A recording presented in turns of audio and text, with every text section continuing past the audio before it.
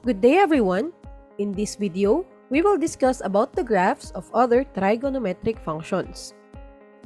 In the previous video, we have discussed about the graphs and the transformation of the graphs of the functions f of x equals sine x and f of x equals cosine x. This time, we will be discussing about the graphs of other trigonometric functions such as the tangent function, cotangent function, secant function, and the cosecant function. Let us start off with the graph of tangent function. Consider the table of values and the corresponding graph of the function f of x equals tangent x in the interval 0, 2 pi. This is the table of values for the function f of x equals tangent x, wherein x are the values of the angles and tangent x is the values for the f of x.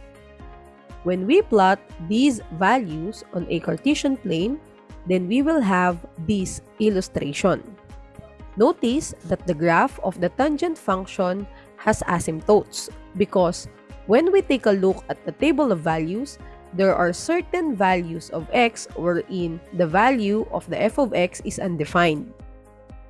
Hence, the characteristics of the graph of the tangent function are as follows. The domain are the set of any real numbers except pi over 2 plus k pi, wherein k is an element of integers.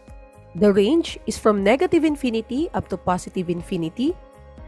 Going back to our graph, notice that the graph will actually extend upward and downward. Hence, there is no minimum value nor maximum value. Next, the period is pi, and since there are some values of x wherein the function will become undefined, it means that there exist asymptotes. And the asymptotes of the graph will be the lines x equals pi over 2 plus k pi, wherein k is an element of integers. Going to the graph of cotangent function, consider the corresponding graph of the function f of x equals cotangent x in the interval 0, 2 pi. Just like the graph of the tangent function, notice that the graph of the cotangent function has asymptotes as well. Hence, the characteristics of the graph of the cotangent function are as follows.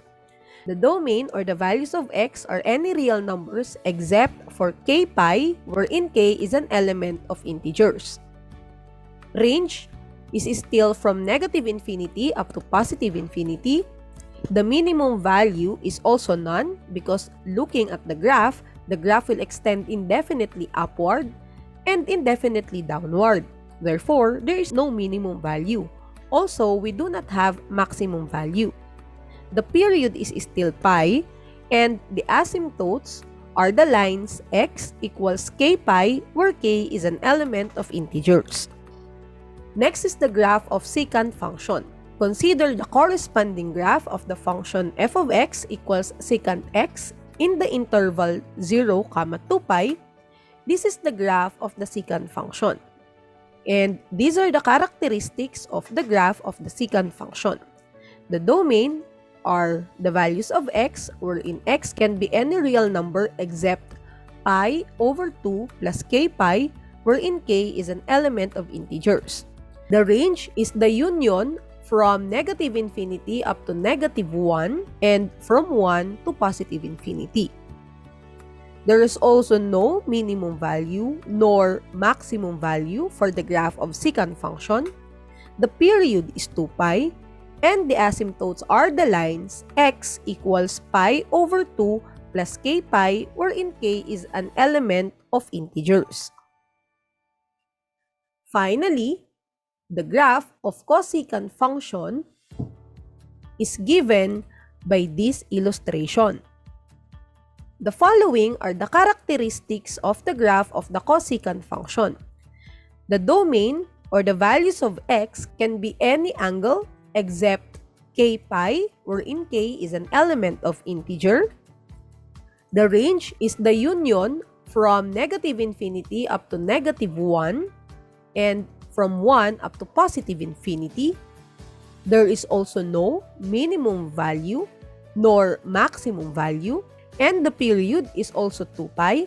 And finally, the asymptotes are the lines x equals k pi, where k is an element of integers. I hope that you have understood the lesson. For our next video, we will discuss about simplifying trigonometric expressions using the fundamental trigonometric identities. Thank you so much for listening, and see you on our next video.